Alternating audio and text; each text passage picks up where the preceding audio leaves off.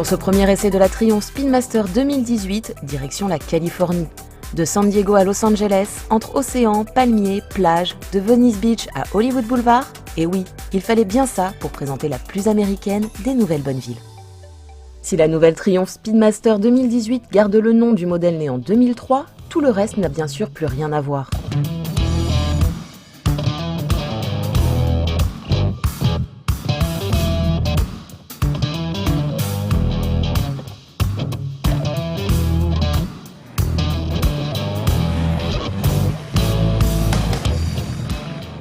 Moi je suis très étonnée déjà par le confort.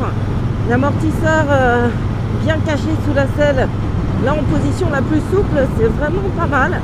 C'est confortable et puis c'est suffisamment rigoureux pour s'amuser un petit peu. Bon, on arrive bien vite aux limites de la garde au sol, n'est-ce pas? Tiens, ça me rappelle sur la Harley, la Street Bob, c'était un petit peu la même chose. Ça fait crac-crac à chaque virage, un petit peu serré. Quand on en rajoute, hein, bien sûr. Bon, dans les petits virages, le gros pneu à l'avant, ça aide pas forcément non plus. Hein. Mais voilà, c'est une bécane à l'américaine. C'est fait pour cruiser. Cette Speedmaster reprend à son compte la base du récent Bobber.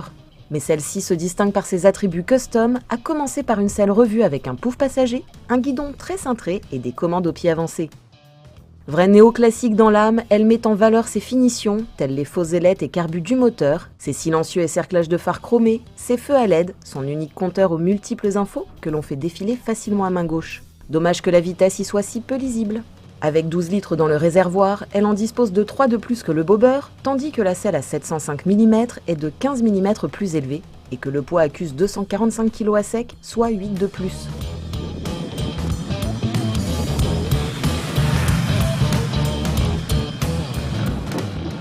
Ah, bon point aussi, ce custom qu'on n'a pas chez Harley, ça c'est des leviers réglables. D'ailleurs au niveau de l'embrayage, c'est un vrai régal. Le levier est très souple, la boîte aussi elle se fait complètement oublier. Alors un autre bon point avec les leviers réglables pour les petits, c'est la position. Le guidon revient bien vers le pilote, donc on n'a pas les bras trop tendus. Pas de souci avec les jambes pour atteindre les commandes au pied. Alors certes le poids est un petit peu conséquent, hein, mais une fois qu'on est parti, comme le centre de gravité est bas, ça pose pas de problème. On est bien bas aussi, donc on pose bien les deux pieds au sol. Pour les manœuvres à l'arrêt, c'est plus facile.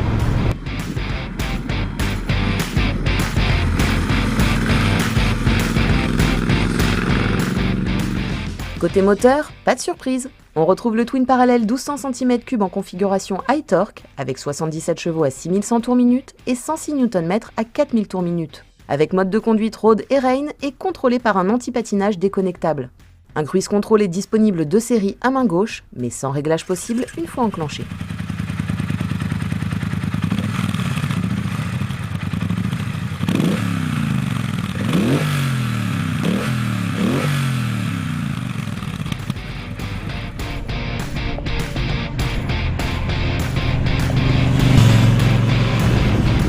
En même temps, elle a un moteur vraiment sympa. Hein. Bah, c'est le 1200 qu'on connaît déjà sur le Bobber Black. Donc avec du couple à très bas régime, ça c'est vraiment appréciable. Entre 2005 et 4000, on n'a pas les vibrations du gros V-twin américain. Quoique bon, sur les nouveaux 107 et 114, ça vibre de moins en moins. Ah, c'est le twin à l'anglaise, hein, c'est autre chose. Mais c'est très très plaisant et très efficace. Puis ce twin il est souple aussi, en ville. On peut évoluer tranquillement en 5e, voire en 6e à 50 en ville. Voilà, on peut rouler comme on veut sur le couple. C'est vraiment pas la peine d'aller chercher très haut. Puis avec le ride-by-wire très fin, très dosable, on n'a pas trop de soucis à déclencher l'anti-patinage n'importe quand. Là, du moins sur le sec, c'était pas spécialement intrusif.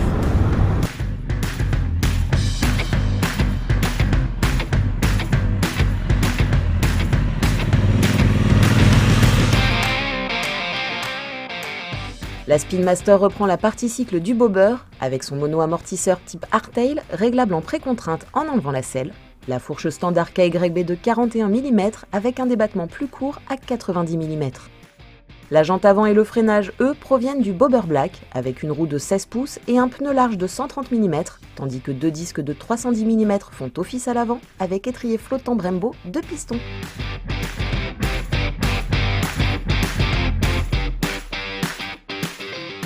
L'ABS un petit peu à l'arrière se déclenche volontiers, mais pas plus qu'ailleurs. D'ailleurs, question freinage, c'est efficace. Bonne puissance à l'arrière, ça on aime bien sur un custom. Mais l'avant est très bien aussi. Et ça, c'est pas sur tous les customs. Ce qu'il y a de bien, c'est que la fourche encaisse sur les gros freinages. Puis une fois qu'on a bien tassé de l'arrière, c'est marrant d'ailleurs, on sent bien que l'arrière se tasse.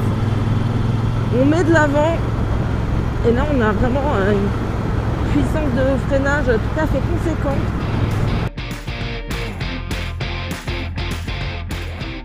Enfin, signalons que pour améliorer ses performances touring, un pack Highway est proposé à 2 199 €, avec notamment des selles plus confortables, ce qui pour le passager sera indispensable étant donné le peu d'espace et la fermeté du pouf d'origine.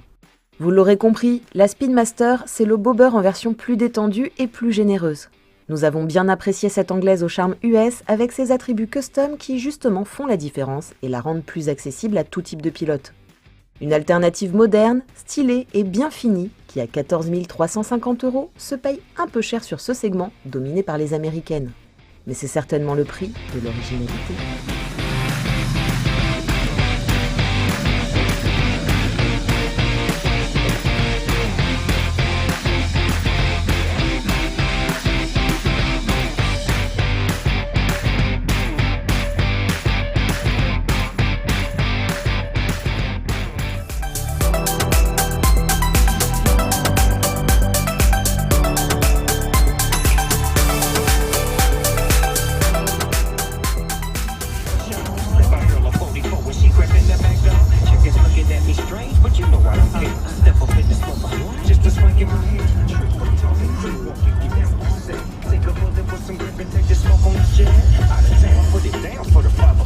And if you happen to get cracked, shut your trap, come back, get back.